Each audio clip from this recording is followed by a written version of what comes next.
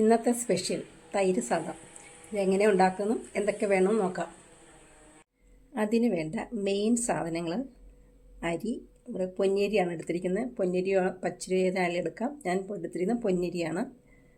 തൈര്, പാല്, ഉപ്പ്. ഇനി അതിന് താളിക്കാൻ വേണ്ട സാധനങ്ങൾ എന്തൊക്കെയാണെന്ന് നോക്കാം. താളിക്കാനായി ഇവിടെ എടുത്തിരിക്കുന്നത് വറ്റൽമുളക്, കടുക്, തുവരപ്പരിപ്പ്, ഉഴുന്നുപരിപ്പ്, പച്ചമുളക്, ഇഞ്ചി, കറിവേപ്പില. ഇനി അത് ഡെക്കറേറ്റ് ചെയ്യാനായിട്ട് മാതള നാരങ്ങ, കാഷ്യൂനട്ട്. ഇതെങ്ങനെയാണ് ഉണ്ടാക്കാൻ നോക്കാം. അതിനായിട്ട് നമുക്ക് അരി വേവിച്ച് എടുക്കാം. നന്നായിട്ട് വേവണം. വെന്ത ചോറ് നന്നായിട്ട് ഉടച്ചെടുക്കണം. നല്ല ചൂടോടെ ചെയ്യുമ്പം നന്നായിട്ട് വരും.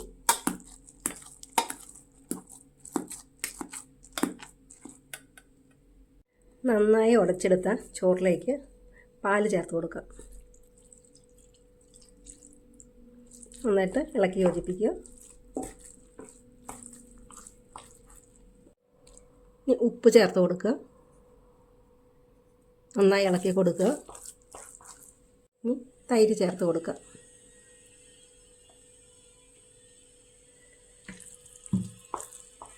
നന്നായി ഇളക്കുക. താളിക്കാനായിട്ട് ഒരു പാനിൽ വെളിച്ചെണ്ണ ഒഴിച്ചിട്ടുണ്ട്. അതിലേക്ക് നമുക്ക് കടുക് ചേർത്ത് കൊടുക്കാം. ഉഴുന്നുപരിപ്പ്,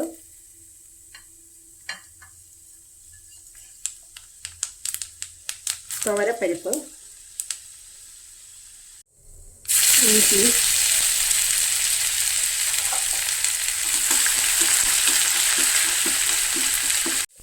വറ്റൽമുളക്,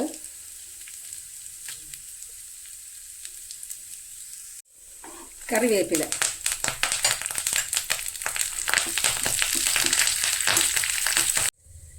കാൽ ടീസ്പൂൺ കായം.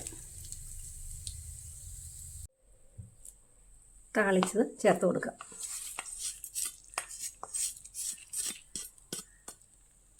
ഇളക്കി കൊടുക്കുക. നന്നായി ഇളക്കി കൊടുക്കുക. ഇനി ഗാർണിഷ് ചെയ്യാനായിട്ട് കുറച്ച് കാഷ്യൂനട്ട്,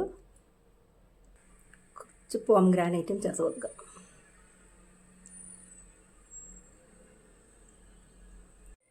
വളരെ സ്വാദിഷ്ടമായ തൈര് സാദം ഇവിടെ റെഡിയായിട്ടുണ്ട്. വയറിന് കുളിർമയും മനസ്സിന് കുളിർമയും ഏകുന്ന തൈര് സാദം. എല്ലാവരും വെച്ച് നോക്കിയിട്ട് അഭിപ്രായം പറയണേ. ഇഷ്ടപ്പെട്ടാൽ ലൈക്ക് ചെയ്യാനും ഷെയർ ചെയ്യാനും സബ്സ്ക്രൈബ് ചെയ്യാനും മറക്കല്ലേ.